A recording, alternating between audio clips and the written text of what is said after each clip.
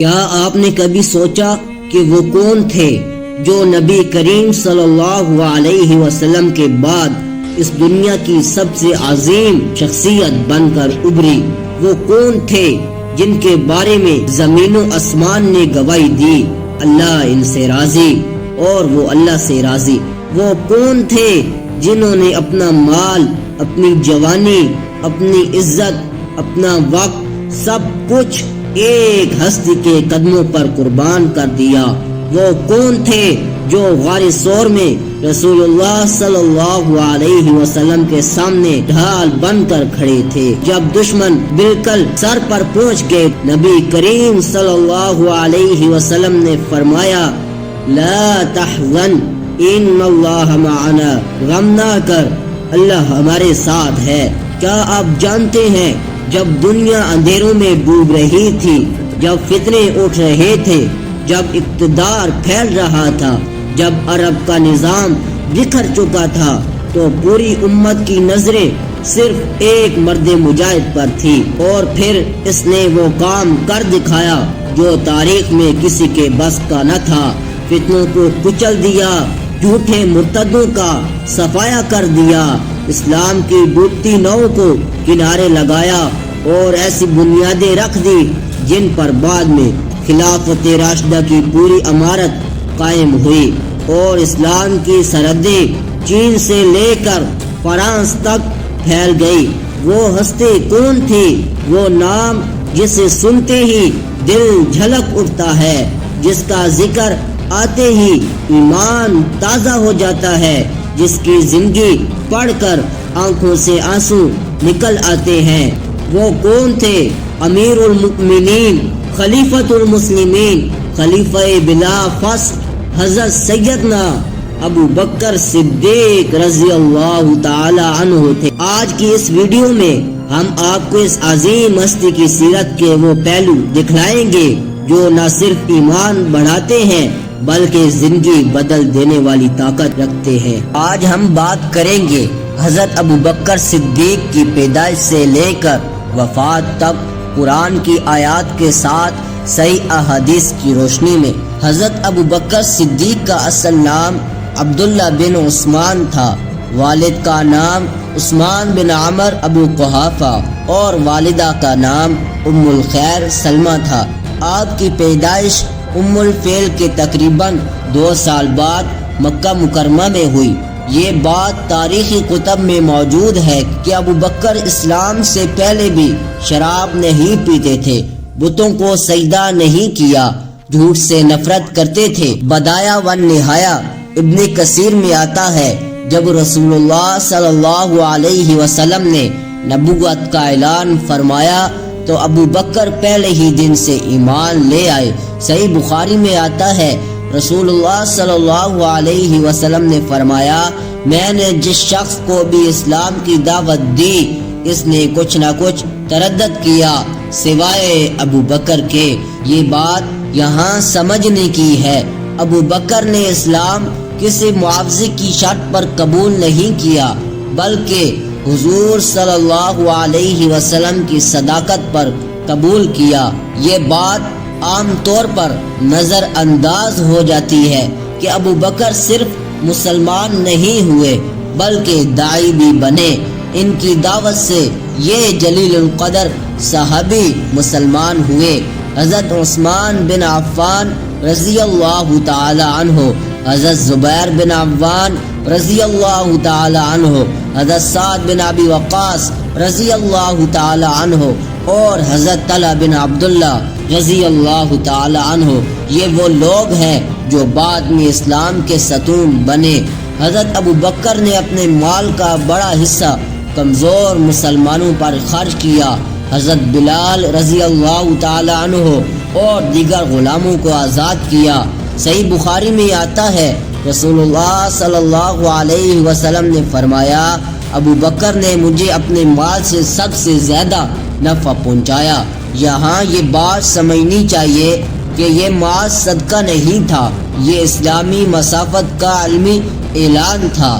جب ہجرت کا حکم ہوا تو رسول اللہ صلی اللہ علیہ وسلم ابو بکر کے گھر تشریف لائے۔ ابو بکر پہلے ہی 2 اونٹنیاں تیار کر چکے تھے۔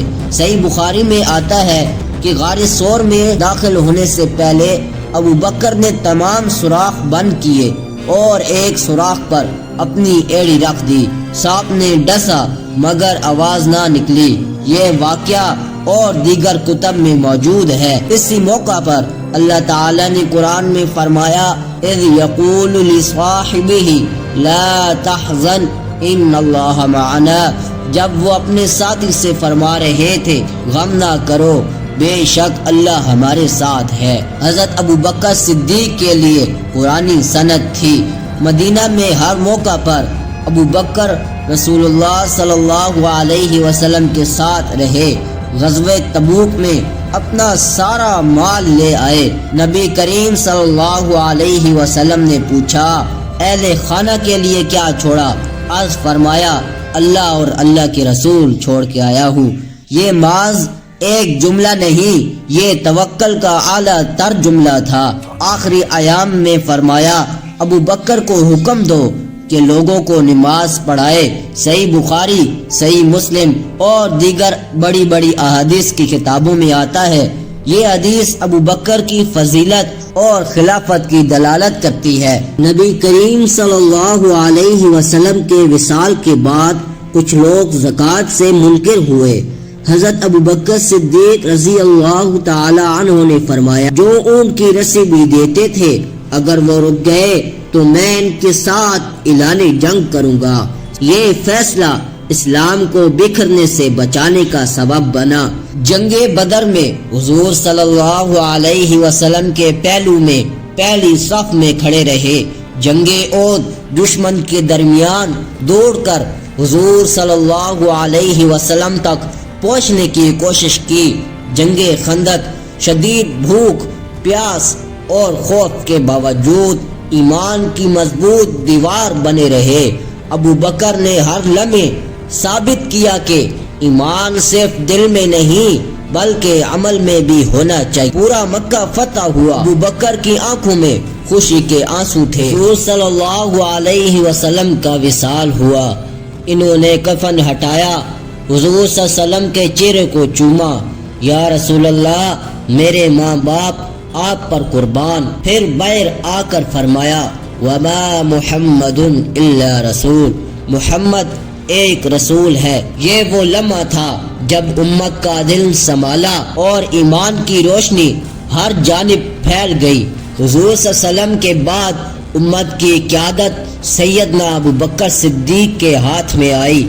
انہوں نے اسلامی حکومت کی بنیادیں مضبوط کی، مرتدین کی جنگیں لڑی اور قرآن کو محفوظ کیا۔ 2 سال 3 ماہ خلافت کے بعد ابو بکر صدیق رضی اللہ تعالی عنہ بیمار ہوئے۔ انہوں نے وصیت کی قبر رسول اللہ صلی اللہ علیہ وسلم کے پہلو میں بنائی جائے اور وہی دفن ہوئے جہاں دنیا کا سب سے مقدس مقام ہے۔ حضرت ابو بکر صدیق رضی اللہ تعالی عنہ کی زندگی ہمیں یہ سکھاتی ہے ایمان دلائل کا محتاج نہیں، حق کے لیے نرمی طاقت رکھتی ہے۔ قیادت کا اصل حسن عاجزی ہے۔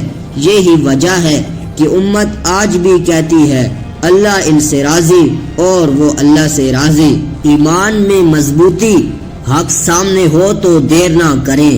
بھائی چارہ اور قربانی، اپنے بھائی کا درد اپنا سمجھے، مال اللہ کی راہ میں خرچ کرے۔ اللہ کبھی خالی ہاتھ نہیں چھوڑتا۔ خوف کے وقت اللہ پر بھروسہ، لا تحزن ان اللہ معنا۔ امت کو جوڑنا، لڑانا نہیں، سچائی کو سب سے اوپر رکھنا۔ ابو بکر صدیق رضی اللہ تعالی عنہ کی زندگی صرف تاریخ نہیں بلکہ ایمان، قربانی اور محبت کی روشنی ہے جو آج بھی دلوں کو جگاتی ہے، ایمان کو مضبوط کرتی ہے اور قربانی کی حقیقت کو سکھاتی ہے۔ حضرت ابو بکر صدیق رضی اللہ تعالی عنہ کی سیرت کو سن کر اگر آپ کا بھی ایمان تازہ ہوا ہے اپنی رائے کا اظہار ضرور کیجیے گا۔ ایسے ہی صحابہ کرام کے واقعات کو سننے کے ہمارے چینل کو سبسکرائب کرنا مت بھولیے گا۔ ملتے ہیں اگلی نئی ویڈیو کے ساتھ۔ اپنا اور اپنے پیاروں کا بھرپور خیال رکھیے گا۔ تب تک کے لیے ہمیں اجازت دیجیے۔ اللہ حافظ۔